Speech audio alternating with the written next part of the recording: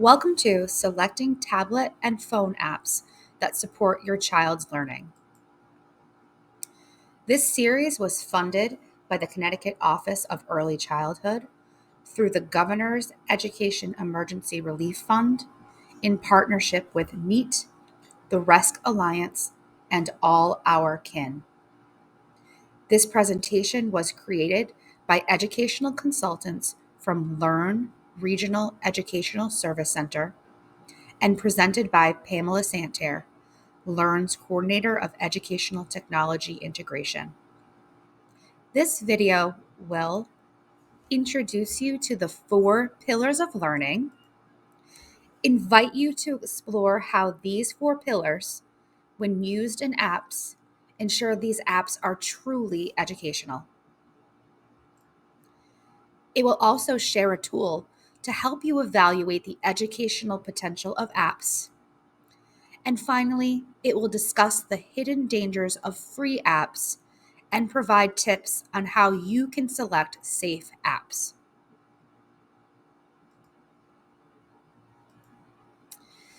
Parents report that their preschool-age children use mobile media for 99 minutes a day. Very little of this time was spent on educational apps. Did you know that selecting educational apps is not as easy as it looks? Log on to any app store and parents will find hundreds of thousands of options for children that claim to be educational. However, this term educational is not regulated, and research suggests that these apps might not be as beneficial to the children as they seem. A 2021 study found that most of the popular apps marketed to children and families as educational actually scored extremely low on their ability to provide high-quality educational experiences for children. Additionally, free apps scored even lower than paid apps. This is concerning because parents and educators and caregivers might choose technology and apps over other activities, such as reading, physical activity, or pretend play, that are actually providing higher quality educational experiences for kids. So, what makes an app educational rather than merely entertaining? Research shows us that there are 4 principles or pillars that lead to a more effective educational experience: active learning, engagement in the learning process, meaningfulness of the learning, and social interaction.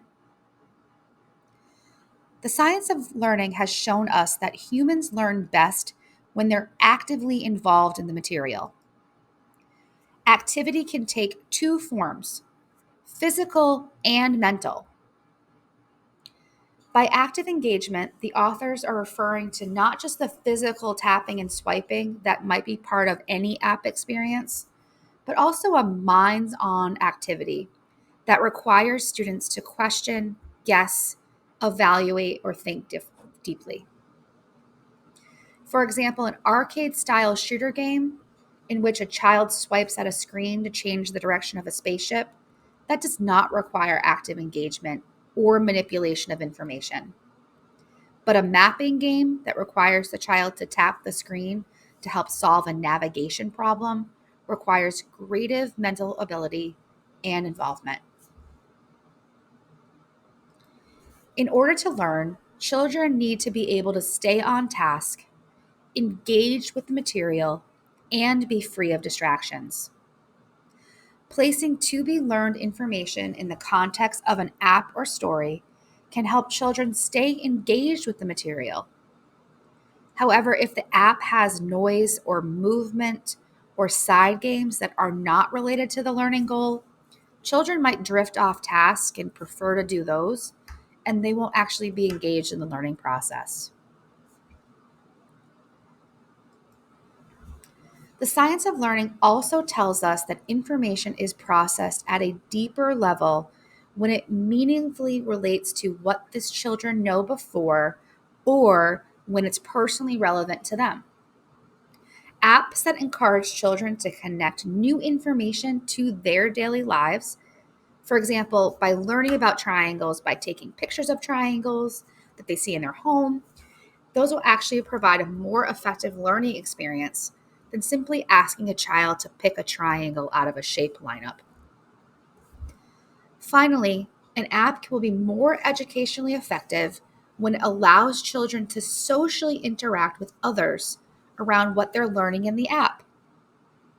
Apps can encourage social interaction by allowing children to work remotely as a group, to draw a picture or solve a puzzle, by providing in-app animated characters who respond to the child's choices or speech, or by encouraging children to discuss the materials in the app with their parents and caregivers.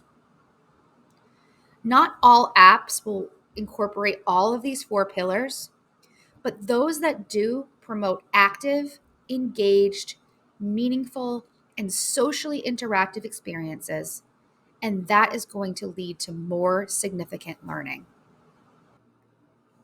At this time, we invite you to explore 4 popular games for young children that use the 4 pillars of learning. These are Peg and Cat, Molly of Denali, Peep and the Big Wide World, and Sesame Street from Sesame Workshop. Pause this video so you can take down the links that are on the screen. Click play on this video when you're time to continue learning. Now that you're aware of how apps can be educational, we wanted to also give you 4 aspects to consider before downloading an app.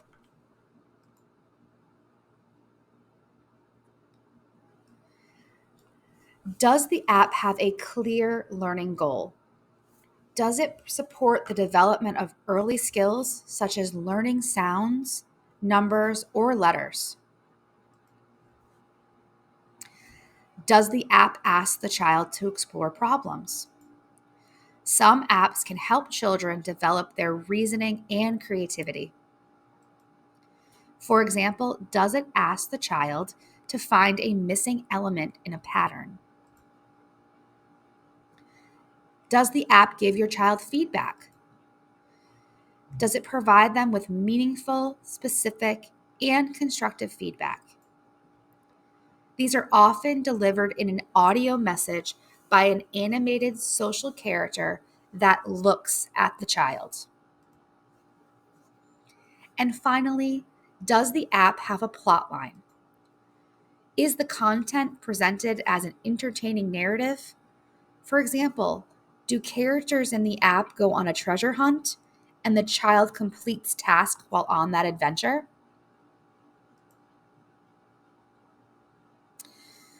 To help you understand the educational potentials of the apps for your young children, the University of Salford has developed a questionnaire that can be used by parents and teachers to assess whether the apps for children between the ages of 2 and 5 have the potential to teach them new skills. You can download the questionnaire from the link on the screen. Pause this video to take it down.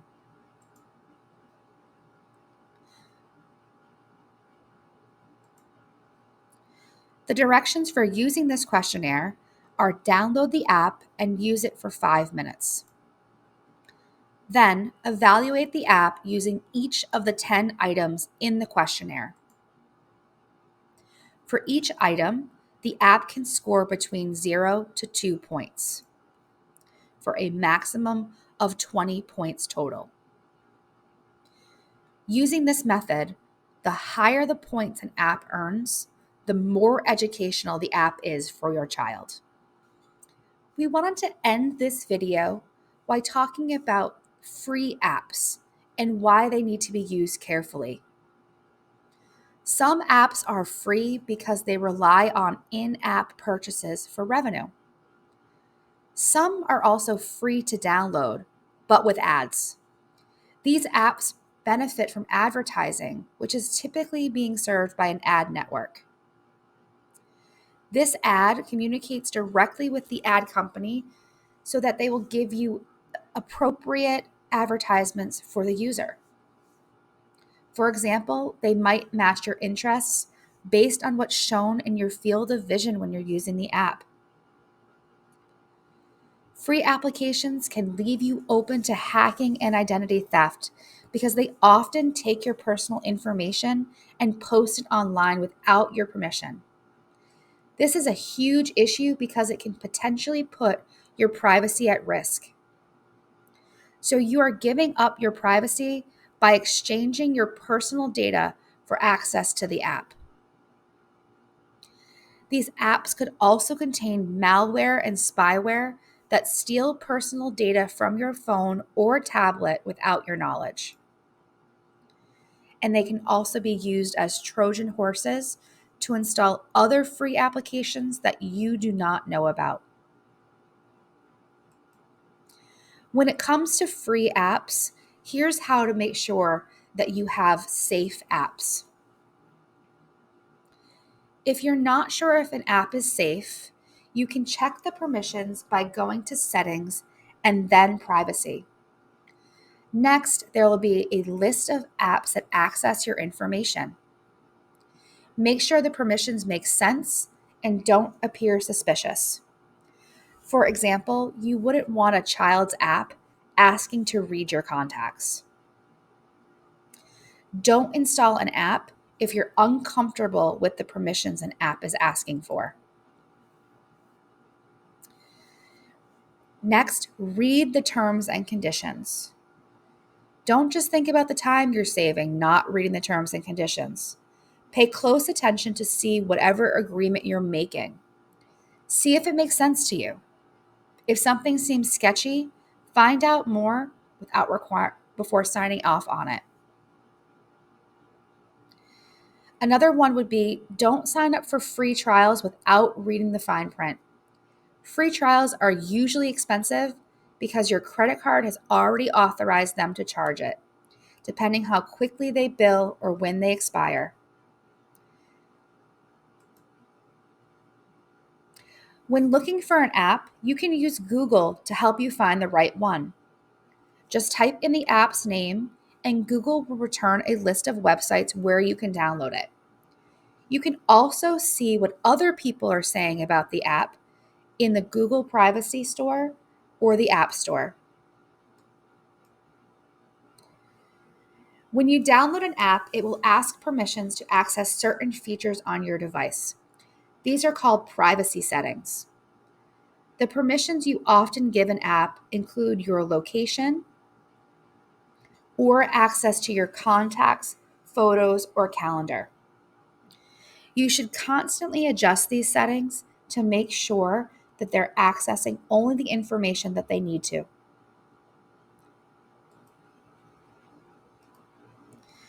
And finally, choose apps created by trusted sources that you only download from your app store.